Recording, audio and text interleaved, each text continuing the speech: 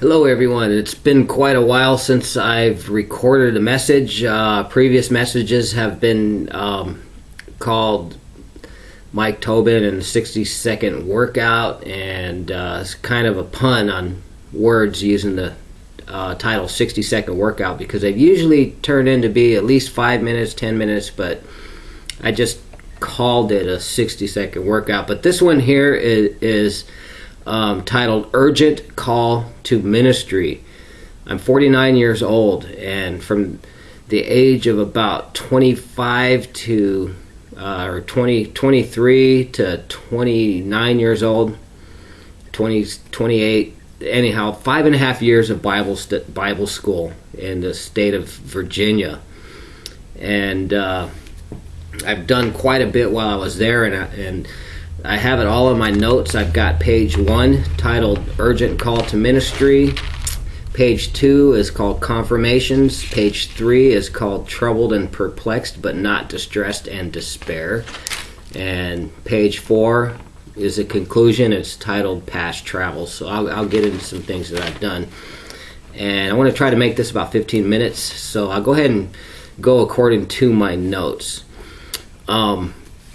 I want to begin with what is going on in the United States, and I do quite a bit of reading about current events, and it's been to the point in the last 2 years that I've been studying more on current events than I have on the actual scriptures and the Bible.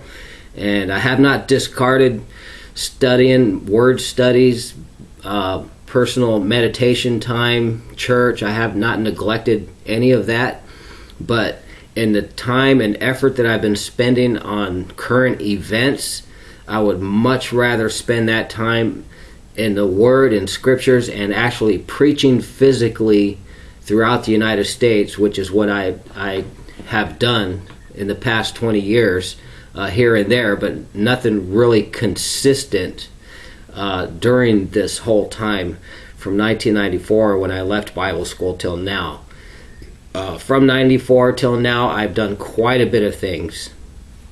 And the most consistent things that I've done lasted about 6 years with Prison Fellowship. And from 2004 to 2000 and the end of 2010, another 6 years working with the homeless ministry that I've actually been affiliated with since the 1980s through my mother, and she's the one that awoken the desire for me to be in ministry in the first place.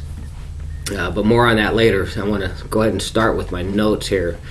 I want to begin with what's going on, and everybody, it seems like we're getting hammered and beaten with corruption and all kinds of events. And you're all familiar with it, and I'll touch on a few things, beginning with somebody that we all know, a 3-star general, General Petraeus. He was appointed by Bush in 2007 to head the Iraqi surge, and he is an Army general, and following the Iraqi surge after President Obama's first election, Obama appointed General Petraeus in 2011 to be the head of the CIA. And then he retired, quote, retired after the Benghazi scandal of 2012. And I have on my notes and quotations he retired after the Benghazi scandal, and I have with asterisk next to the quote, nice way to get rid of a Bush appointee by reason of an extramarital affair. And I do not discount the grave implications of having extramarital affairs. I don't hold anybody who participates in extramarital affairs with really too much dignity. And although it is something that is forgivable, it's between him and his family, or her and her husband, or him and his wife. These are things that God forgives, and us as people need to forgive as well. But I won't get into that, except to say that depending on what side of an aisle you are on, an extramarital affair is unforgivable and most always ends up in a retirement or a resignation. But when things are illegal, people participate in illegal things that are unconstitutional and unlawful, depending on which side you're on, you're either going to get a promotion or you're going to have to resign or retire. So this is what we saw with General Petraeus, because of the side that he is on. Although it is, it's a little curious that this week General Petraeus participated in the Bilderberger meeting, which is in England this week. And I have no idea what he is doing there, and of course none of us have any idea of what these people talk about. And it just adds to the sense that us as believers should not lean on the arm of flesh, but we should lean wholly on the Lord our God. Because man betrays us, but God does not. And this is kind of a subject that I would rather be spending a little less time on, although I do appreciate the privilege of being a watchman on the wall. And you could do a word study on being a watchman on the wall. It's merely people being aware of what's going on. And as the Bible mentioned at least 2 times, 3 times at the most, people who knew the times. Those were the people that often had wise input, such as Jesus' life on earth. Some of the Pharisees, they knew the times. And that's just one instance. Regardless that they were a Pharisee, which we do not have too much dignity towards as well, because of they put burdens on people that they were not willing to uphold themselves. But the Bible does refer to a few Pharisees who actually were godly, and they had some good input. The next thing, and the subject of corruption, is the IRS Commissioner Douglas Shulman, appointed by Bush, forced to retire after the May 2013 IRS scandal, which is going on right now. And again, next in an asterisk, I say, nice way to get rid of another Bush appointee. Now what is in store for our CIA and our IRS? And judging on who is in office and what's been going on, who knows what's going to be going on. And that lends to my choice of words, urgent. And I have an urgent call to minister, and I'll get to that on page 3.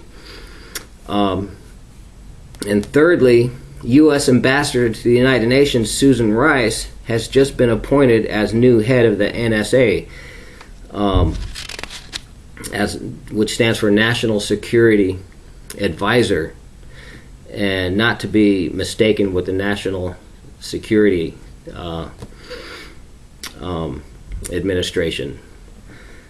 She was responsible for the lies about the Benghazi terrorist attacks being a reprisal for a YouTube cartoon that somebody in Florida had produced, and later, as a result of Hillary Clinton's investigations, that person has been arrested. And regardless of the fact that it had nothing to do with the terrorist attacks in Benghazi, which killed it killed an ambassador, and as well as a couple of Navy SEALs. So the NSA, she is now an assistant to the President for National Security Affairs, in which her office is actually part of the West Wing. She does not have legal authority to create any type of legislation or decisions, her job is as an advisor. She can advise the president. So I have an asterisk, the third time, nice way to secure the CIA, IRS, and now the National Security Affairs as a security advisor to the president. And those are just three examples of many things that are going on that are perplexing us, that are hammering us as Christians. There's a lot of turmoil going on in the Christian world, and which is another reason why I know the Lord has shown me that I need to go into physical full-time ministry throughout the United States to speak on the things of the Lord and how us as Christians are to handle. There's a saying that says we can't control what people do to us, but we can control how we react. And the only effective way as believers and as Christians to react is through biblical means. So confirmations. Mario Murillo had just written, this miracle is not an entitlement, it is an opportunity. And the miracle that he was speaking of is a miracle of revival in the United States, which is what Christians across the United States and the world are crying for, is a revival. And you can visit Mario Murillo's website, at www.mariomurilloministries.wordpress.com, and it's his latest blog titled "The American Eagle is Crying Out." And I have this under my page 2 of confirmations because this is just one of many confirmations that the Lord has spoken to me. God spoke the same thing to me the same week that Mario wrote about him being in prayer. Salvation is not an entitlement, it is your opportunity. The Lord spoke to me those words this past week.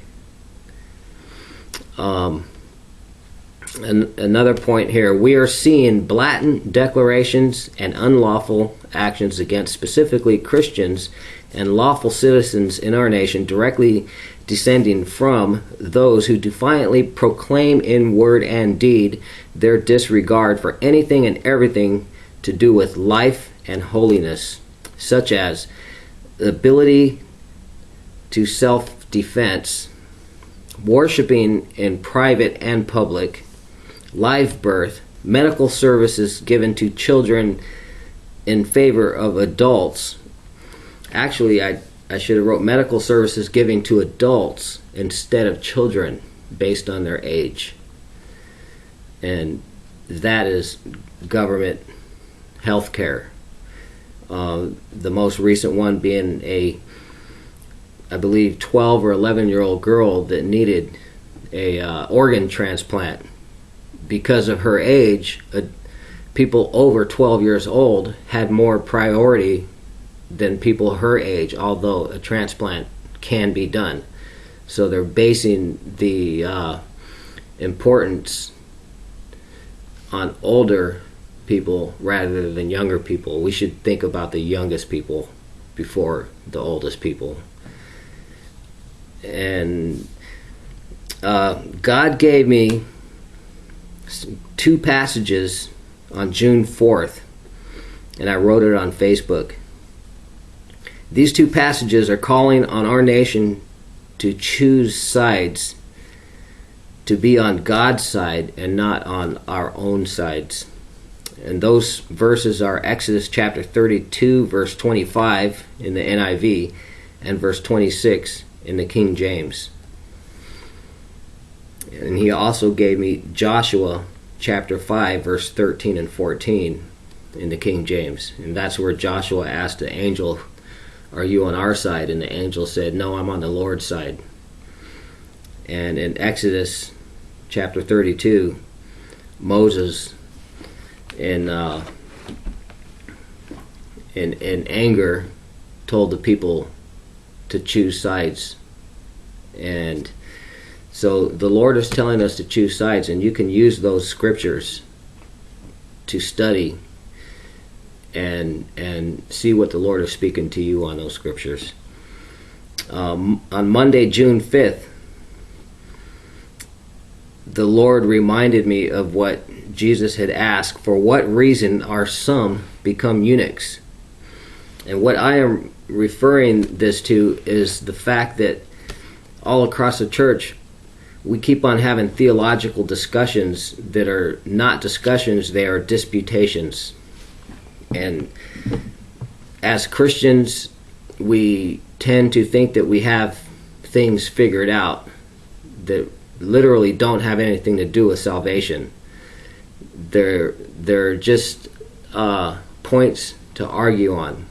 The Bible calls them disputations, doubtful disputations. And that's another thing that I am being called to ministry to discuss on these things, that we need to not do these things. And one of the examples of what Jesus asked, he asked that because the best description is what the religious world of that time, under God the Creator, was, there were really two reasons that people were becoming eunuchs. One was a punishment for men, and another one was for the same reason that other religions people become eunuchs, as a religious reason. But back then, before Jesus was born, they knew that the Messiah was going to be born from a virgin, according to the book of Isaiah. And they did not feel that they were worthy. If they did this for a religious reason, they did not feel that they were worthy to have any part in the birth of the Messiah, because the birth of the Messiah was going to come from a virgin. But they didn't think a little bit far enough that a virgin cannot give birth. If a person is going to become a eunuch, that means that they won't have anything to do with the birth of the Messiah. But it turned out that when Mary had been impregnated by the Holy Spirit and she gave birth to the Messiah, Jesus, she was still a virgin. So she didn't need a man. What they were thinking, that some lucky guy is going to be the father of the Messiah through a virgin. And they thought they had it all figured out, and if Joseph would have been a eunuch and had the chance to marry, for some reason or another, Jesus still would have been born. So that's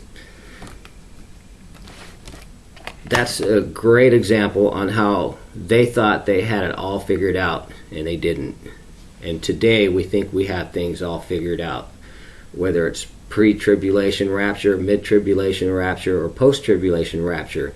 It doesn't matter. What we need to do is present the opportunity for people to have their sins forgiven and have a relationship with the Creator and His Son, Jesus Christ. That's what's important. So we need to stop doubtful disputations in the church. Page 3. Troubled and perplexed, but not distressed and despair. That scripture comes from 2 Corinthians chapter 4, verse 8. If you have a note, you can take that scripture down also. 2 Corinthians chapter 4, verse 8. The other verses I gave you were Exodus chapter 32, verse 25 in the NIV, and verse 26 in the King James Version. And also Joshua chapter 5, verse 13 and 14 in the King James Version. And those relate to choosing sides. God's side or man's side.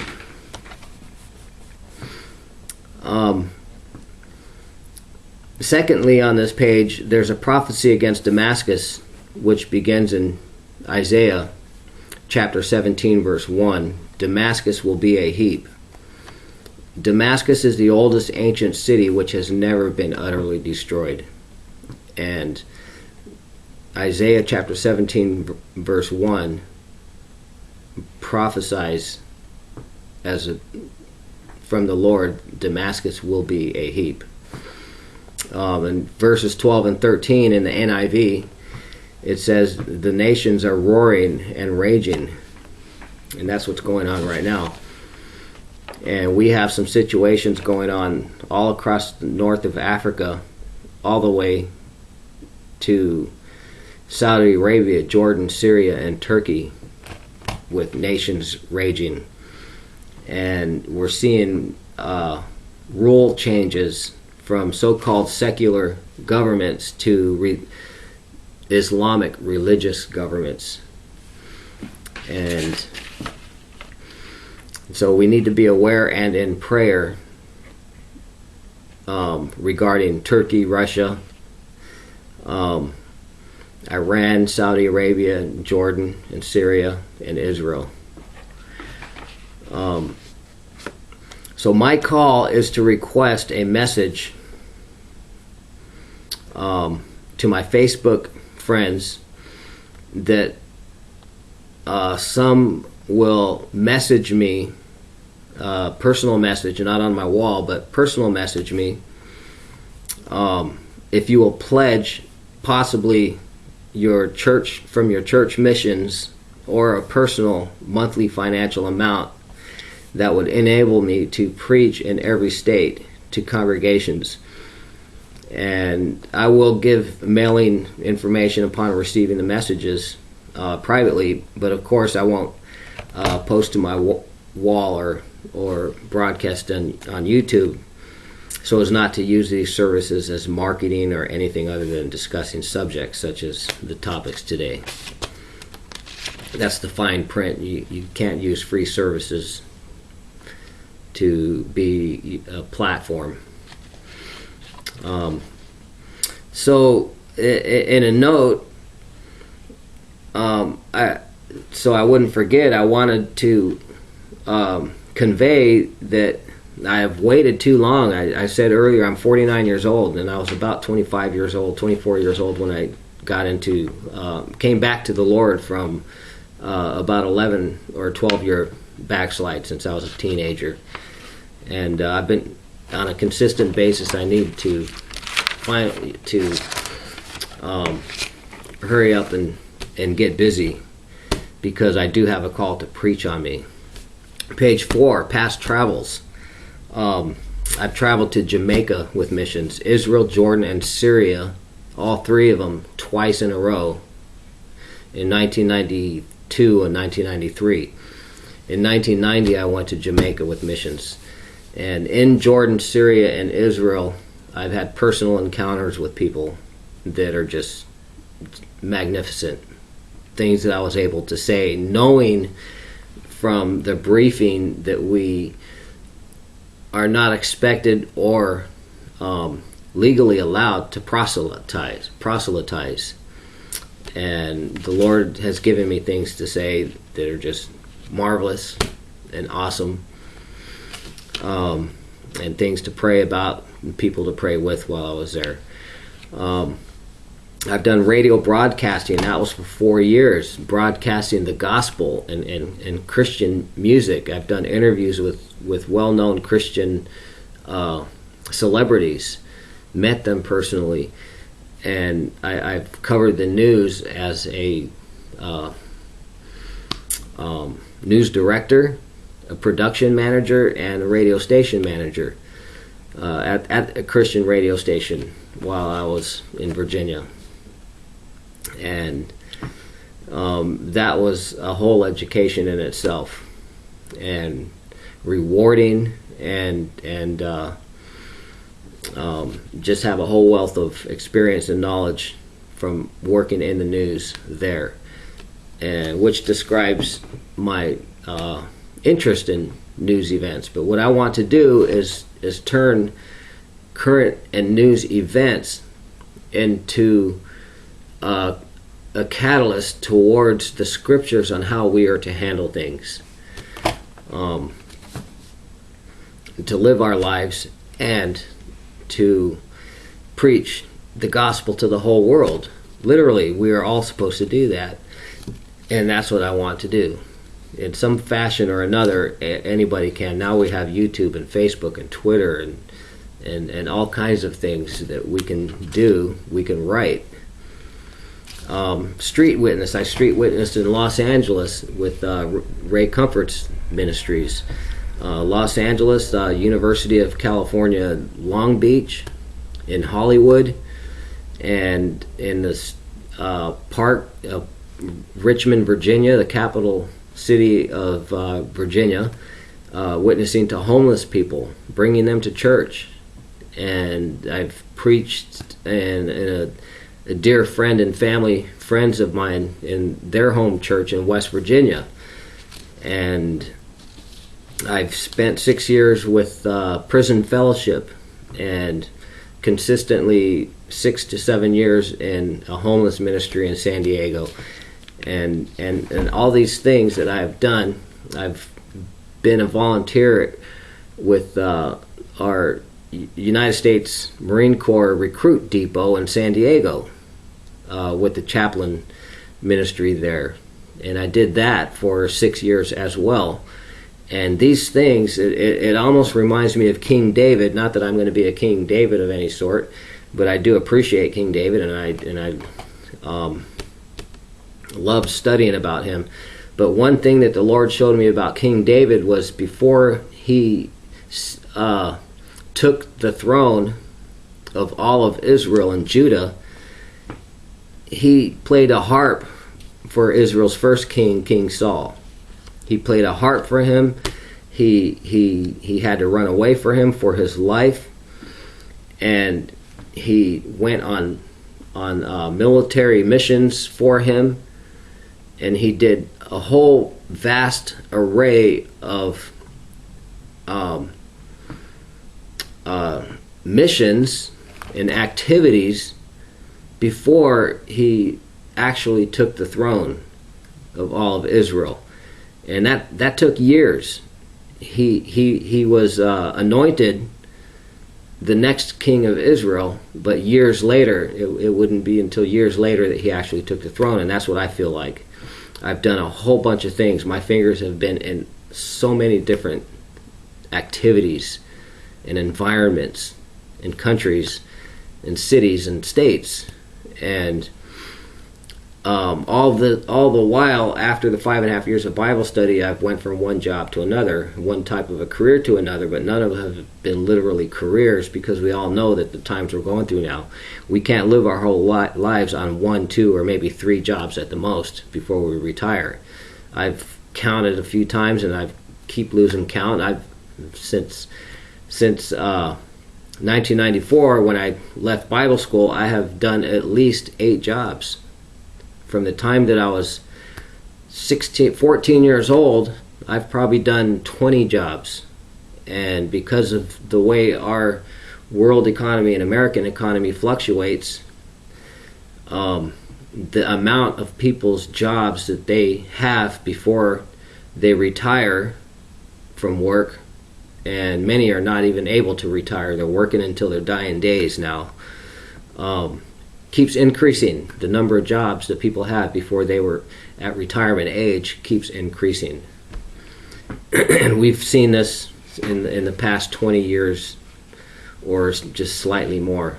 It's rampant. So those are a few things that I wanted to bring up.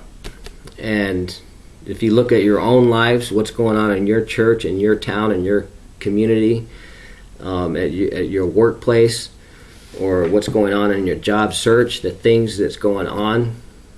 And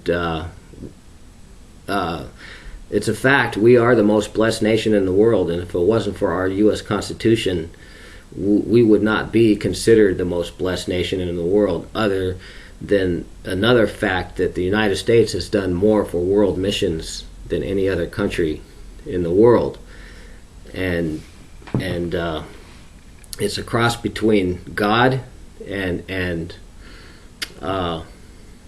sustainable government. I won't say ethical government. I won't say the honest government, because ever since God was kicked out of government and Israel wanted a king, governments have been based on dishonest weights and measures. But the United States, with the U.S. Constitution, it is a sustainable way to run government, and the activities that are going on now, it's affecting us all, Christian and non-Christian alike. And my call to ministry is to minister to people and bring to light, what does God say? We know what man is saying, but what does God say? God says, fear not.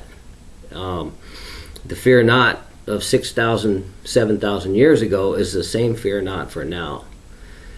And it's only been 200 and some odd years that this government of ours has actually maintained a sustainable and doable and prosperous nation.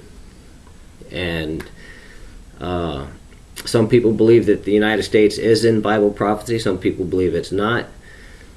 But on this YouTube, I can't really get into that. I could actually go to a map on here, and I'll show you what a friend of mine, Craig C. White, and go to Facebook, type in C-R-A-I-G, Craig, his middle initial C with a period, and White, W-H-I-T-E. And I encourage everybody to go to this man's website. He's got books out that are available on Kindle, on Amazon, and he preaches across the United States on end time prophecy.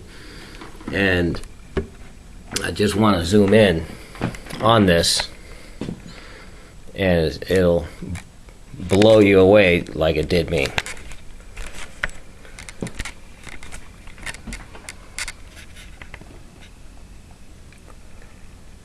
This is a map of the Middle East and Europe and parts of Africa. At the top it says New World Order according to Daniel chapter 7.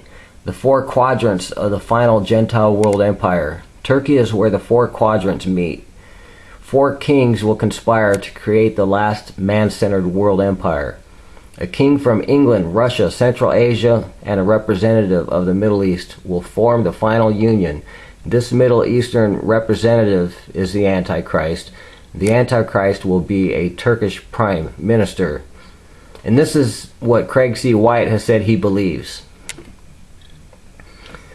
The Russian Union is the bearer of Daniel chapter 7 verse 5. The European Union is the lion with eagle's wings of Daniel chapter 7 verse 4. And Central Asian Union, which is I think 4 nations that are going to join together, which is they have decided to do that. India, Pakistan, Afghanistan, and Iran mainly, as well as Turkmenistan and Burma. And then the Middle Eastern Union is Libya, Egypt, and Saudi Arabia, and Sudan and Yemen. And that is already run by the Muslim Brotherhood. And then we have Turkey, which is the north of Syria and Israel and Lebanon. And we see all these things going on. And on Craig C. White's website, he's written what he's got to say about these things along with the scripture references. So I'm going to go ahead and end with that. And so I invite you all to message me and give me some feedback. And that's it. God bless you and have a nice day.